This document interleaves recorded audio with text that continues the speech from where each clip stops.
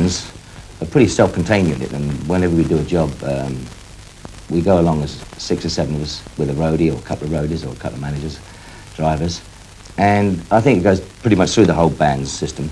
But you have a party. Every job is a party. That's what you're there for. You set yourself up to do the job. You take virtually any sort of job, and you're there to have a party yourself. You have a few drinks before you start, and have a cigarette, and sometimes you're there for over a period of 6, 7, 8 hours. And when you play, you have a laugh and a joke on the stand, and generally enjoy it. I mean, for instance, if you're playing a cabaret job, where you're only playing, say, for an hour, you probably have to tailor your program slightly, or as opposed to playing at a dance where you're playing for 3 or 4 hours, say. Or a concert would be, say, a 2-hour concert, or sometimes only half a concert.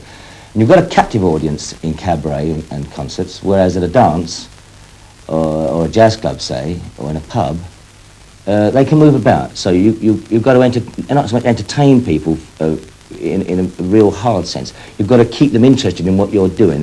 You've got no chance of stopping yourself. You've got to just keep going right the way through. And we find sometimes we have to play different numbers for different types of audience. Funny enough, we do play a lot of such a variety of gigs, and I suppose the funniest ones are the ones where you're playing the work social function, the manual social function, or a police job, where there's a sort of a strata of foreman to charge hand to management and directors, and everybody's a bit scared of each other all the time. They're letting their hair down or getting too drunk.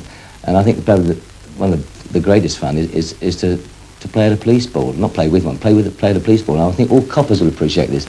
They always have a thrash. Most of the county constabularies have a thrash once a year, and we play quite a few of them.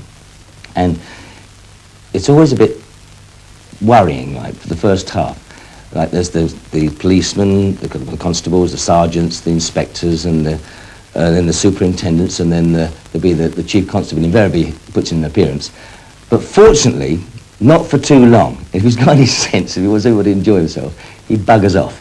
And as soon as he's gone, the whole of the police force let their hair down, and they're at it again. It's unbelievable to go into a police ball at 8 o'clock and then go in there about half an hour after the chief constable's gone. It's like going into a completely different world. What's that man doing like that?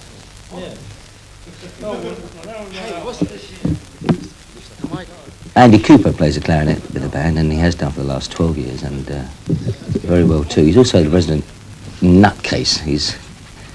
He's given the band, I think, a lot of humour and a lot of swing as well. His vocals are a tremendous asset as far as I'm concerned. Of course, his clarinet playing is outstanding. This is the 21st year of the band, and John Bennett, the trombone player, has been with me all that period.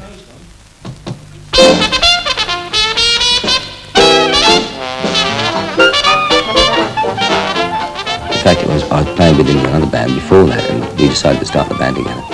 He's a fantastic bloke. He's very calm. He's a tremendous trombone player.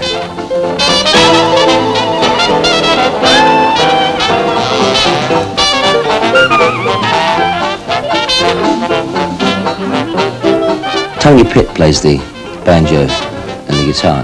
As you can see by his bald head, he's a bit of a character in himself. But what a tremendous guitar player, incredible technician. He likes singing old-time musical songs, back from some itinerant gig out in the Welsh mountains, a couple of cans of beer. Tony gets his guitar out and sings us a couple of 90s ditties. Great fun.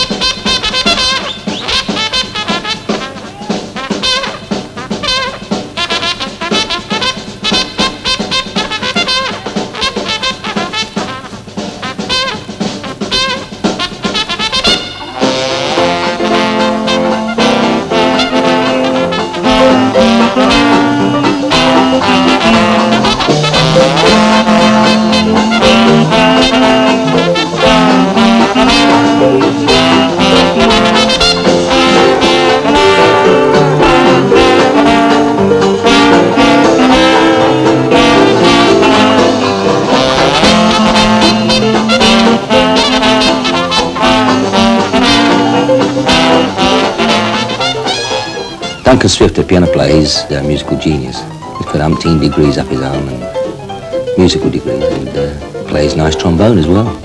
In fact, he plays a lot of other instruments. He's a fantastic technician.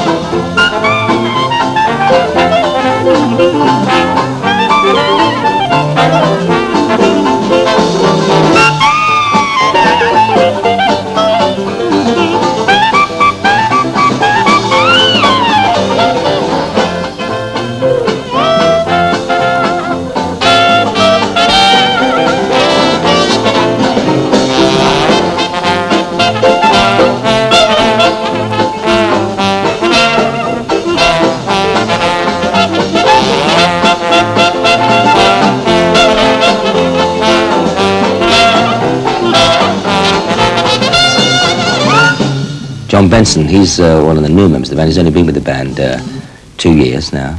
He's got a wonderful way of looking at things. He's very calm about if you have any tiffs in the band, he's the one that sorts it out. Ron Bowden, the drummer, he's the elderly statesman of the band. He's another guy who's been with me 21 years. And I suppose we owe a lot of our success to Ron's consistency in his drumming, his swing, his approach. He's got a different... He's kind of a drummer's drummer.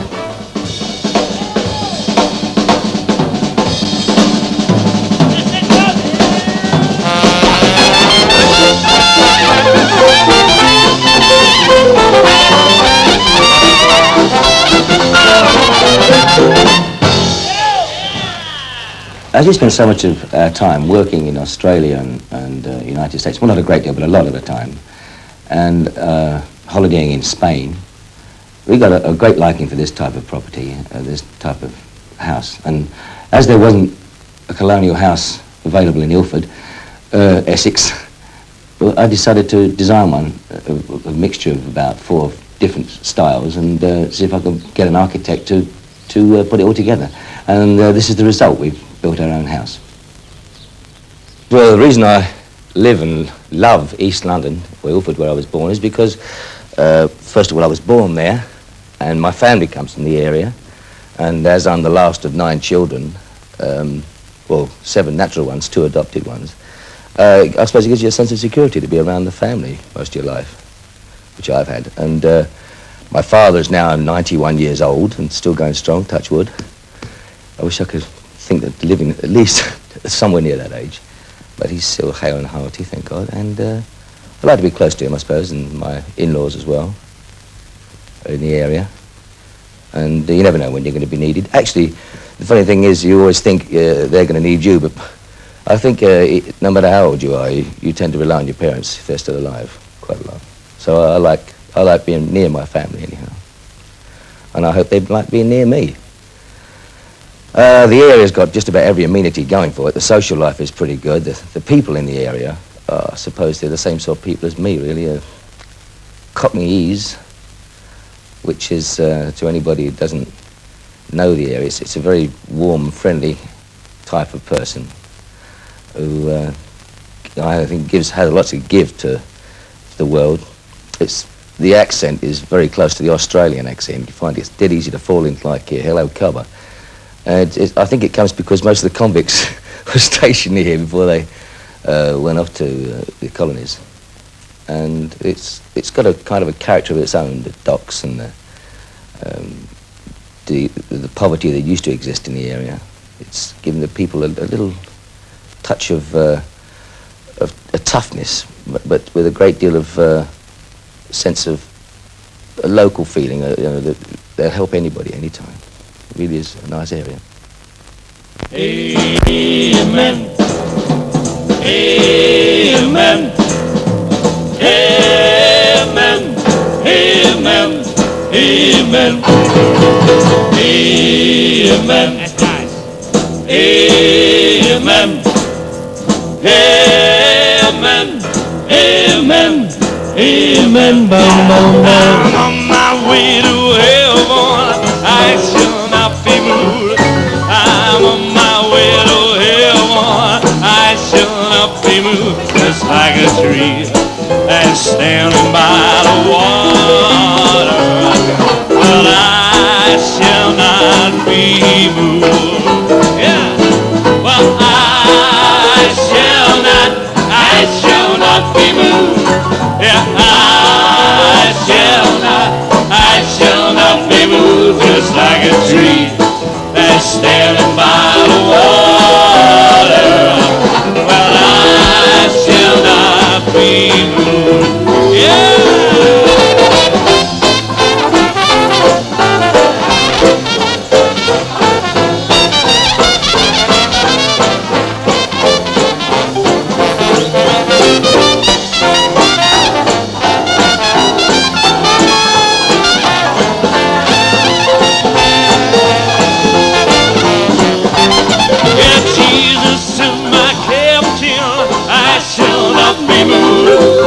Jesus is my captain, I shall not be moved. Just like a tree that's standing by the water. Well, I shall not be moved. Well, I shall not be moved. Yeah, I shall not be moved. Just like a tree that's standing by the water. Well, I shall not be moved. Yeah. Well, I've been touring the world since 1968, and in some countries, in some areas of this country as well, jazz is treated basically like a religion, and all as far as I'm concerned, I try to recreate the atmosphere that it was intended to be, like get up and go whoopee music for dancing or just having a good time with, and creativity just as a part of it, you know, giving it crutch, as my old road manager used to say. And for instance, in Japan, it's a little bit very serious, sober-sided. We've been to Japan on a couple of tours, and they're very serious about it. And of course, you know, not being able to communicate with them, there's no way you can make them enjoy it other than just sort of hope they get a smile occasionally. They're very good on the applause stakes, though. They're pretty good that way. And on the continent of Europe, I would say, the Dutch people probably treat jazz a little serious, but they're breaking down gradually. I think they enjoy the happy side of it as well. Musicians, anyhow, as a general rule, very, very funny people. I think they've got a very keen sense of humour, probably the keenest of any particular profession in the world. East Germany, the DDR, Deutsche Democratic Republic, they used to take it very seriously. I think there's a tremendous cultural aspect to that, the jazz going over there.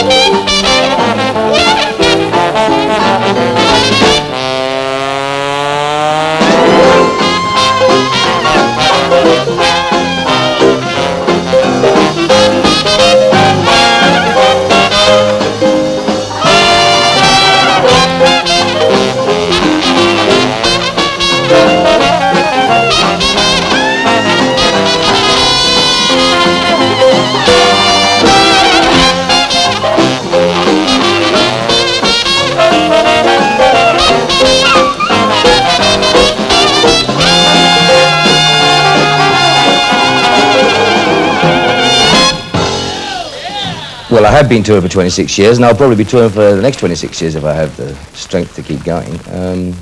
I think one of the reasons is that a musician is very similar to most artists or actors, that it's like the old warhorse thing. You hear the sound of the bugle and you charge. You know, you see an audience and you've got a trumpet in your hand and you want to play, or just play to yourself, to just play to anybody, you know.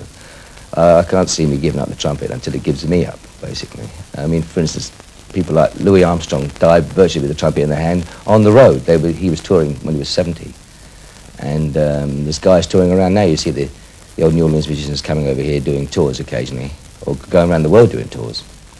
And I think some of the great actors never really become good actors until they get in their middle age, I say. Well, the most nerve-wracking part of my life, I think, has been the Royal Command performances, or performances in front of royalty. And I've been fortunate enough to be asked to do two, one in 1961 with the band and one by myself with the National Youth Jazz Orchestra and ACA in 1978, this last year. And they really are nerve-wracking from the point of view, but I was very lucky this year. I had a good drinking mate, ACA, and our dressing room was a sight for sore eyes for a publican.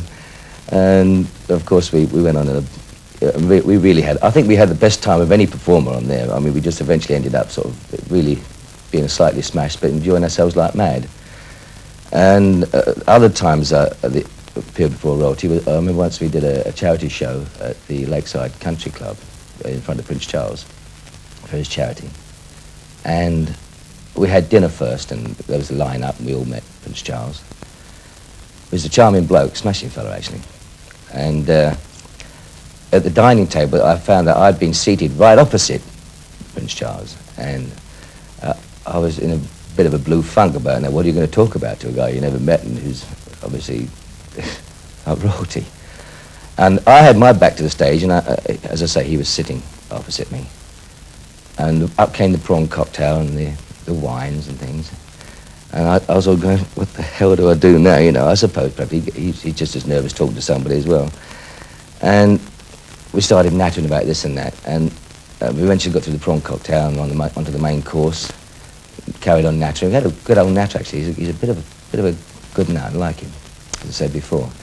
But then the reason why they'd sat me opposite Prince Charles didn't become obvious until towards the end of the dinner, when I thought it was such a great honour, but in actual fact, at the end of the dinner, I had to piss off and go and do the show, and he could see the stage, and they knew I'd have to go. So that's I think it didn't hit me too late. It was a great honour.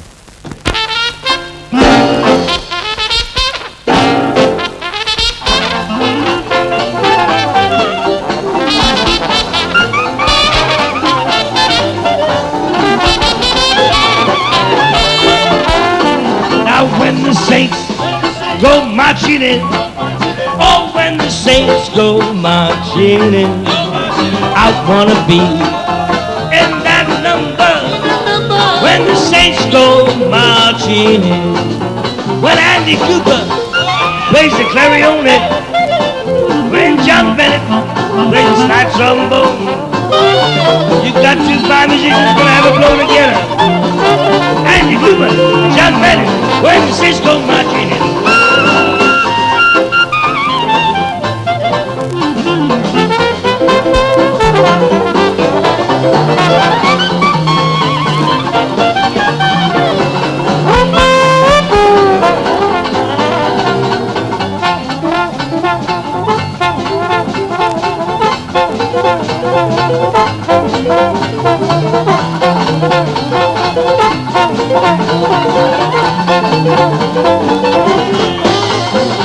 When Duncan Swift plays the old piano, when Duncan Swift gets on the joke, shalla-ba-bop, woody-biddle-bay, you gotta hear some fine piano playing from Duncan now.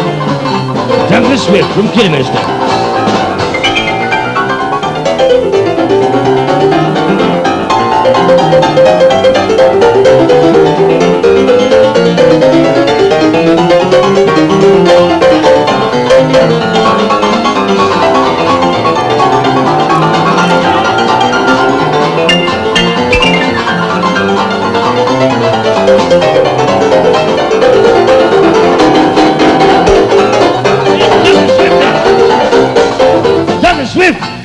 There's John Benson. There's Tony Pitt. A banjo player and a bass player in one go. Ladies and gentlemen, we're going to watch some great musicians now. John Benson, Tony Pitt.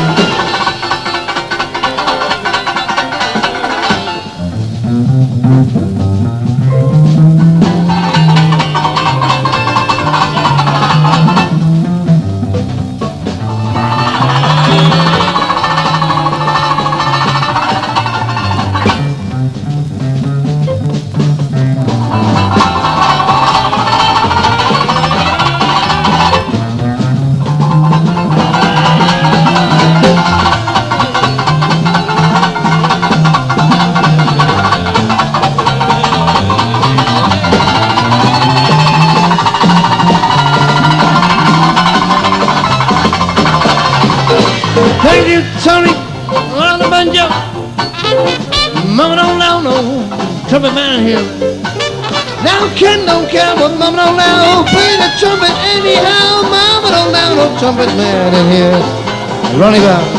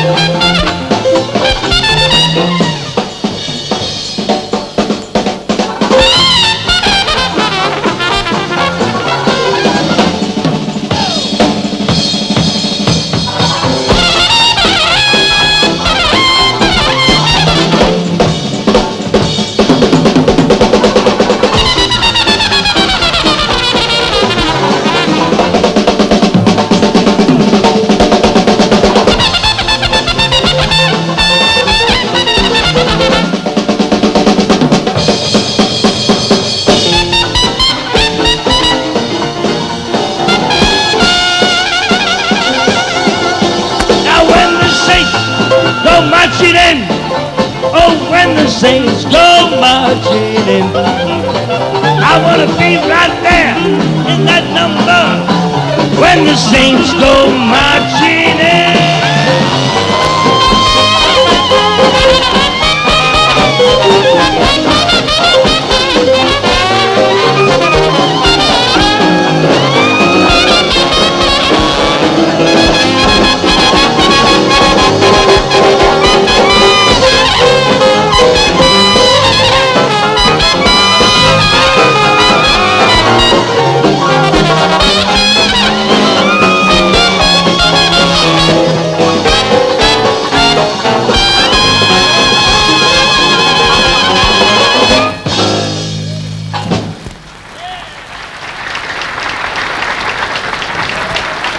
Thank you, ladies and gentlemen. Good night. God bless you all. Thank you, sir.